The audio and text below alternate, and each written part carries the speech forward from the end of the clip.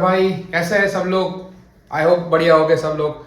दो वीडियो हमारे हो चुके हैं। पहला हो गया टेंसेस, उसके बाद हो गया डायरेक्ट एंड इनडायरेक्ट स्पीच। आज हमारे तीसरे वीडियो पे जिसका नाम है मोडाल्स। सबसे पहली बात मोडाल्स है, ठीक है। हमारे यहाँ लोग क्या बोलते हैं? मॉडल। मॉडल वो नहीं होता है, ठीक है। मॉडल चलती है ना जो, उसको मॉडल बोलते हैं मेरे भाई, इसको बोलते हैं मोडाल्स, ठीक है।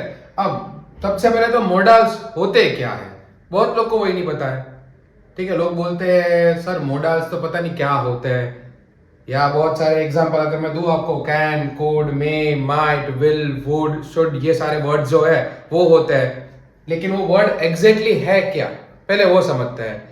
First of all let me give you one sentence.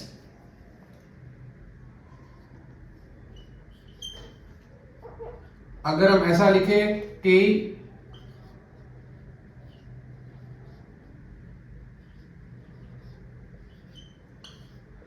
चलो भाई, एक लड़की है, गाना वाना गा रही है, she is singing a song. अब सब्जेक्ट क्या है सबको पता है, सब लोग बहुत ही स्मार्ट हो चुके हैं आजकल।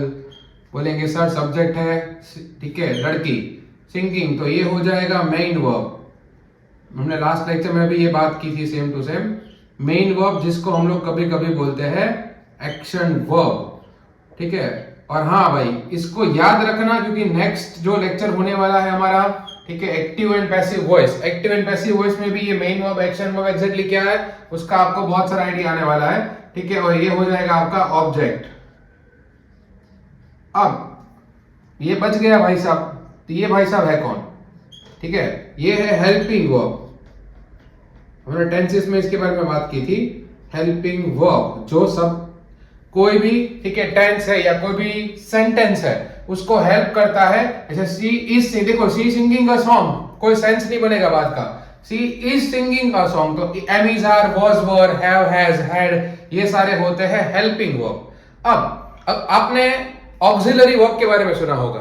कुछ लोग बोलते हैं हाँ सर सुना तो बहुत है, ठीक है, ऑक्सिलरी वर्ब के बारे में, बट ये है क्या? तो ऑक्सिलरी वर्ब एग्जैक्टली है क्या? और कुछ लोग बोलते हैं auxiliary verb it's a helping verb. No, it's a different kind of a thing, दोनों सेम नहीं होते हैं। अब ऑक्सिलरी वर्ब की बात करते हैं। यहाँ पे मैंने लिखा है सी इज सिंगिंग अ सॉन्ग, कोई एक्शन चल रहा है, बता रहा है। अब if I am gonna remove is, यहाँ पे मैं लिख दूं कैन, और ये आईएनजी हटाना पड़ेगा भाई, ठीक है। She can sing a song, अब ये एक एबिलिटी हो गई, एबिलिटी शो कर रहा है। She can sing a song मतलब वो, ठीक है, अच्छा गाना गा सकती है, तो एबिलिटी शो हुई। हेल्पिंग वर्ब को रिमूव करके हमने किया कैन, तो ये कैन जो है, ठीक है, ये बन गया आपका ऑक्सिलरी वर्ब। क्या बन गया? Auxiliary verb. अब खुद तो बोलते हैं सर तो इसका मोडल से क्या लेना देना है? अरे मेरे भाई, ऑक्सिलरी वर्ब जो होते हैं ना वही होते हैं मोडाल्स। मतलब auxiliary verbs is equal to modals. तो कोई टेंशन मत लेना, कभी कभी कोई पूछे कि ऑक्सिलरी वर्ब्स क्या होता है, तो auxiliary verbs it's equal to modals. यही होता है मोडाल्स, कि जो हेल्पिंग वर्ब की जगह लेता है उसको ऑक्सिलरी वर्ब्स बोलते हैं, वही वर्ब को हम लोग मोडाल्स बोलते हैं। अब मोडाल्स कॉन्सेप्ट क्लियर हो गया, मोडल होते क्या है, ठीक है, एकदम इजी वे में करवा दिया आपको। अब एग्जैक्टली कौन से टाइप के मोडाल्स होते हैं वो करते हैं। चलो भाई इसको रिमूव करते हैं।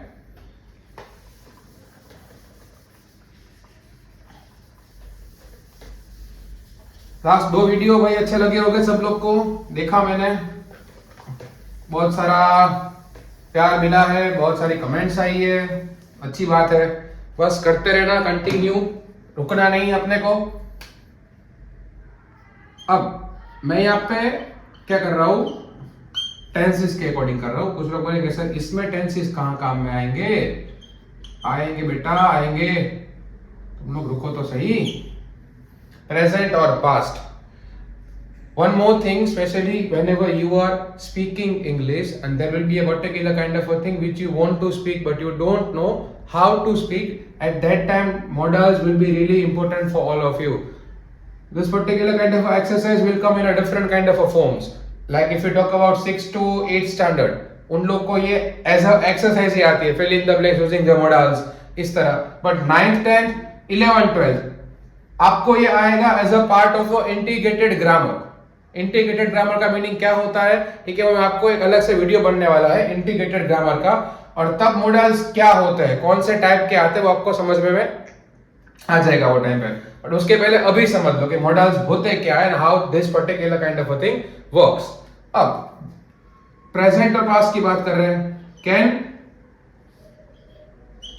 और कुड पैर है यहाँ पे, सबकी पैर आएगी अलग अलग, दोनों का डिफरेंस क्या होता है समझते जाएंगे, it will be really easy for you. अब पहले कैन और कुड, इन दोनों का डिफरेंस क्या है, कि कैन कहां पे यूज करते हैं, कुड कहां पे यूज करते हैं। अब सब लोग बोलेंगे सर हम लोग इसको इंट्रोगेटिव सेंटेंसेस में यूज करते हैं जहां पे क्वेश्चन मार्क होता है, तो बेटा वो तो दोनों यूज करते हैं हम, वो हम सबको पता है, स्कूल में वही सिखाया जाता है, ठीक है। ये कैन यू हेल्प मी लिख सकते हैं, या प्लीज दिया है तो कुड यू प्लीज हेल्प मी लिखेंगे, तो सही बात है, रॉन्ग कोई नहीं है। बट एग्जैक्टली डिफरेंस क्या होता है इन दोनों का, डिफरेंस हम लोग को पता आ ही जाएगा।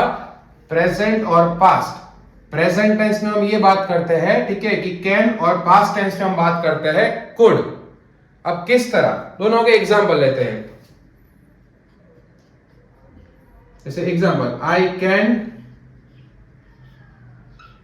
रन फास्ट, कि भाई मैं फास्ट दौड़ सकता हूं, देखो मैं फटाफट फास्ट दौड़ने वाला हूं, बहुत फास्ट दौड़ूंगा मैं। और इसका एग्जांपल है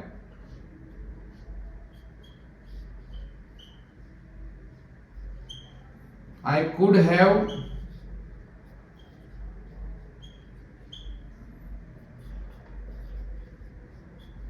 ran faster when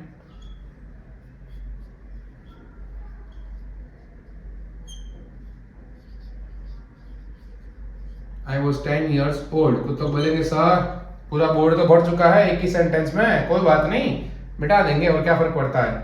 कैन और कुड का ये डिफरेंस होता है whenever we are speaking something. मैंने पहले ही बोला इस टॉपिक को सिर्फ टॉपिक मत लेना वरना बहुत ही बोरिंग फील होगा।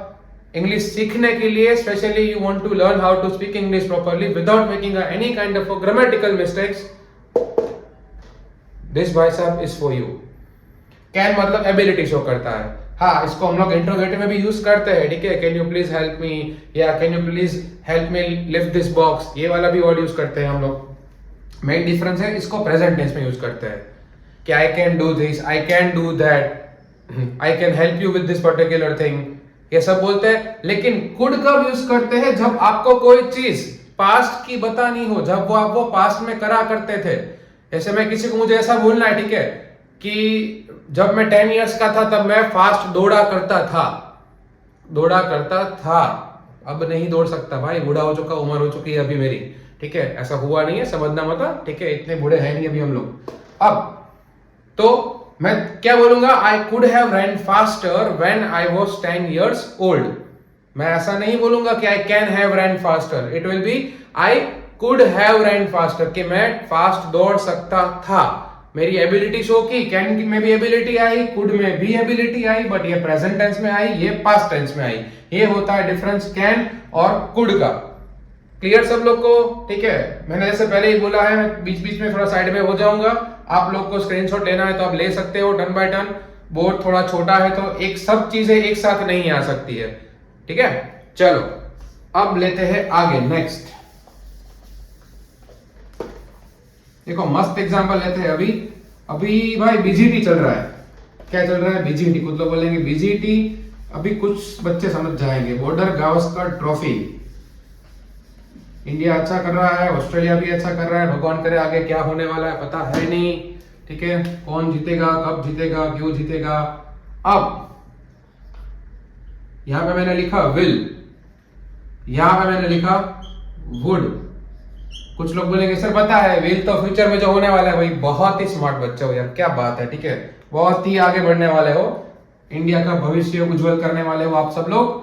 तो इस एग्जांपल विल हम कब लिखते हैं, प्रोबेबिलिटी कुछ होने वाला है फ्यूचर में, आई विल प्ले क्रिकेट। चलो खत्म हो गया बात इधर ही।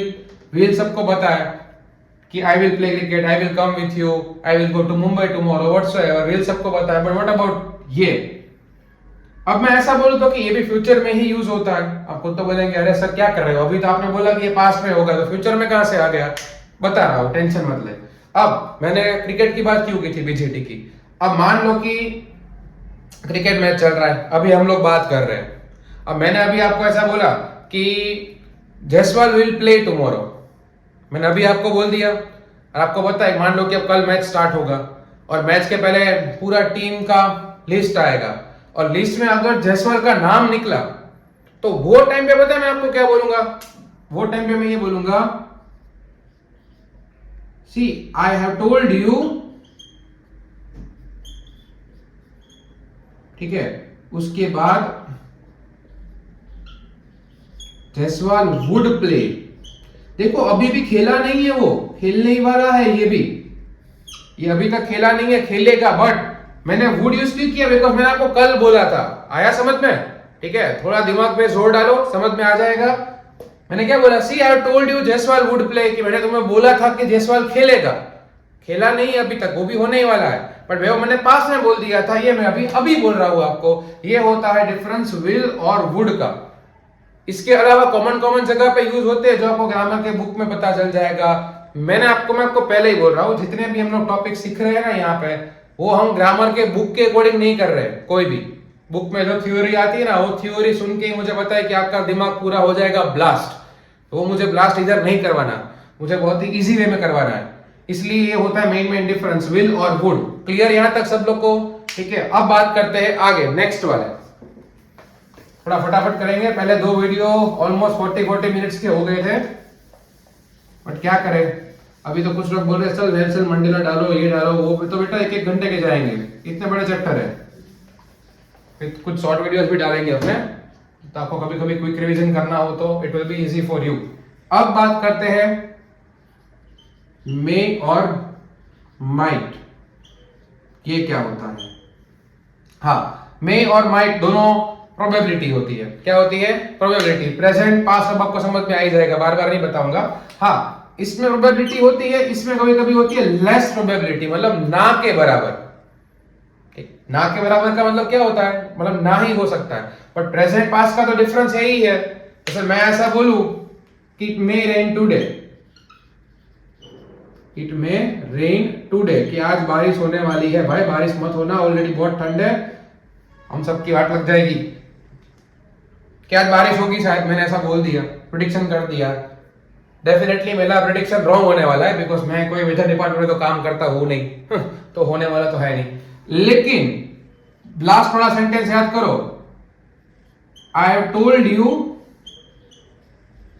अब आप लोग समझ जाओगे, इट माइट रेन टुडे। तो माइट कब यूज हुआ? देखो अभी भी बारिश हुई नहीं है, लेकिन अगर हमने कल बात की हो और अगर आपको मैं याद दिला रहा हूं कि मैंने आपको बोला था बारिश चालू हो गई अगर, ठीक है, तो मैं आपको क्या बोलूंगा, सी आई हैव टोल्ड यू कि इट माइट रेन टुडे, कि आज बारिश हो सकती है। तो ये डिफरेंस है मे और माइट, प्रेजेंट और पास्ट टेंस। क्लियर यहां तक? अब आते हैं आगे नेक्स्ट, ज्यादा टाइम नहीं लेंगे आपका। प्रेजेंट एंड पास्ट में लास्ट वाला एक चैप्टर खत्म करते हैं, मॉडल्स बाकी है अभी, बट प्रेजेंट पास्ट में लास्ट वाला है, उसके बाद और करते हैं फटाफट। चलो अब स्टार्ट करते हैं शैल और शुड। देखो भाई ये दोनों यूज कहां पे होते हैं? एज यूजुअल वही डाउट होगा, इसको यूज करते हैं फर्स्ट पर्सन के साथ। कुछ लोग बोलेंगे सर पर्सन तो कितने भी हो सकते हैं ना, first person, second person, third person, आपको पता ही होगा, फोर्थ फिफ्थ में सिखाते हैं ये तो, ठीक है। फर्स्ट पर्सन में मोस्टली हम लोग यूज करते हैं आई को, मोस्टली। तो हम बोलते हैं ना कि आई शैल डू दैट, मुझे ये करना चाहिए, ये सब चीजें है। जैसे example, let's take an example, I shall do that. अब whenever we talk about should word, हम लोग इसको सिर्फ और सिर्फ, इट्स नॉट नेसेसरी कि इसको फ्यूचर या में यूज करें, ठीक है। Okay, my mistake. पहले तो देखो यहाँ पे थोड़ा चेंज हो गया जल्दी में, इसको हम चेंज करेंगे, यहां पे आएगा प्रेजेंट और ये भैया बन जाएंगे पास्ट। अब इट्स नॉट नेसेसरी कि हर बार इसको हम पास्ट में ही यूज करें। whenever someone is giving us any kind of advice या any kind of suggestions, आपको पता ही है ये हमारे रिलेटिव्स का काम होता है, बहुत ज्यादा एडवाइस और सजेशंस देते हैं, नहीं चाहिए तो भी, बट क्या करें, देनी पड़ेगी।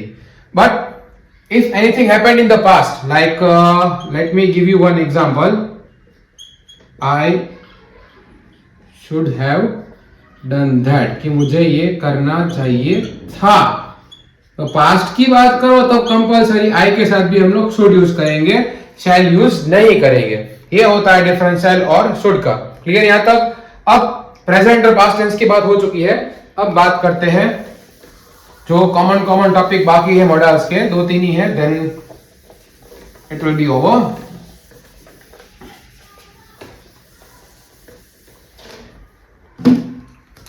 लाइक हैव टू और मस्ट, ये वर्ड के बारे में आपने सुना होगा. ये वर्ड का मीनिंग होता है कंपल्सन. कंपल्सन मीन्स ये करना ही पड़ेगा. सबसे ज्यादा वर्ड यूज कौन करते हैं? ये हमारी मम्मी. मम्मी ऐसा नहीं बोलती ना, बेटा will you please do your homework. मम्मी क्या बोलेगी? You have to do your homework या you must do your homework. इसको हम लोग कभी कभी मस्ट का मीनिंग होता है ऑब्लिगेशन. ऑब्लिगेशन मीन्स ड्यूटी, कि वो आपको करना चाहिए, करना ही पड़ेगा. You must respect your elders, कि आपको करना ही चाहिए, वो चीज कंपलसरी है. या यू हैव टू मीन्स वो भी करना पड़ेगा आप लोग को. जैसे example, I have to do this homework. कुछ तो बनेंगे सर, बार बार होमवर्क की बात लेके क्यों आते हो आप? कि मुझे ये होमवर्क करना ही पड़ेगा, आपके पास ऑप्शन है नहीं. तो यहां पे यूज होता है हैव टू या मस्ट. अब एक और भी है, यूज्ड टू. ये तो आई थिंक आपको पता चल जाएगा, नाम में ही पता चल जाएगा. यूज्ड टू, किया करता था. ऐसा example, I used to sing when I was in college. देखो अब एग्जाम में किस तरह होगा, ये फिल इन द ब्लैंक्स होगा, ऊपर लिखा होगा fill in the blanks using the models. तो आंसर क्या आएगा? आई यूज्ड टू, कि मैं कोई ना कोई मतलब सॉन्ग गाया करता था जब मैं कॉलेज में था. और वो कैसे पता चलेगा? जब हमने टेंसेस में सिखाया था वैसे कीवर्ड से. तो वॉज था, वो आपका कीवर्ड था. क्लियर यहां तक? अब आते हैं, लास्ट 2 बाकी है, वो खत्म करते हैं, फिर हमारा मॉडल्स टॉपिक हो जाएगा खत्म. इसको फिर टाटा गुड बाय बोल देंगे. आपको सब इंटीग्रेटेड ग्रामर का चैप्टर आएगा, वो तो सिर्फ 10th या 9th और 11th एंड 12th वालों को ही आता है. चलो अब need to, need not to. Need to means ये चीज की नेसेसिटी है, ये चीज की नेसेसिटी नहीं है, कि कोई चीज की जरूरियत है या नहीं है. अगर मैं आपको बोल दूं कि कल आपको स्कूल आने की जरूरत नहीं है, तो क्या आएगा? You need not to, need not to come school tomorrow. आया समझ में? पॉजिटिव नेगेटिव दोनों फॉर्म आएंगे इसमें. Need to, need means necessity है कि वो करना चाहिए. नीड नॉट टू मतलब नेसेसिटी नहीं है. ठीक है, कि कल आपको स्कूल आने की नेसेसिटी मतलब कल स्कूल आने की जरूरत नहीं है, तो वहां यूज होते हैं नीड नॉट टू. अब आते हैं लास्ट वन, सबसे खतरनाक वाला भाई बच्चा के रखा था मैंने, डेयर टू या डेयर नॉट टू. देखो भाई वर्ड ही खतरनाक है, डेयर नॉट टू. जैसे मैंने पहले ही बोला, हैव टू मस्ट कौन यूज करते हैं? सबसे ज्यादा हमारे मम्मी. तो डेयर टू या डेयर नॉट टू सब लोग समझ गए होंगे, पापा यूज करते हैं. पापा के सामने डेयर मतलब वही होता है, कुछ बात करनी हो पापा के साथ कि भाई क्या करें, तो बहुत कुछ सोचना पड़ता है, बहुत बड़ा डेयर होता है वो भी. इसका मस्त एग्जांपल है मेरे पास, you dare not to speak against your father. देखो भाई, you dare not to speak against your father, कि भाई ये चीज करने की हिम्मत भी नहीं करनी है. अगर हिम्मत की तो खत्म, टाटा गुड बाय, गया. ठीक है, तो क्या आया? डेयर नॉट टू, कि you dare not to speak against your father, कि आपको आपके फादर के सामने बोलने की हिम्मत भी नहीं करनी है. अगर फिर हिम्मत की तो आपको पता है फिर तो क्या होगा, यू नो रियली वेल. सो यहां तक क्लियर? हमारे सारे के सारे मॉडल्स है, ठीक है, वो क्लियर हो चुके हैं। प्रेजेंट टेंस, पास्ट टेंस, उसके अलावा एग्जैक्टली कौन से टाइप के मॉडल्स आते हैं, इसको एरर करेक्शन में किस तरह यूज करना है, उसका आगे वीडियो आएगा। So stay tune for that. Apart from that model sector पूरा हमारे यहाँ पे होता है खत्म। आज इतना रखते हैं। Make sure and stay tune for the next video. Next video भी आने ही वाला है, उसके बाद हम लोग करेंगे नेक्स्ट वीडियो, ठीक है, क्लियर। चलो, जय हिंद।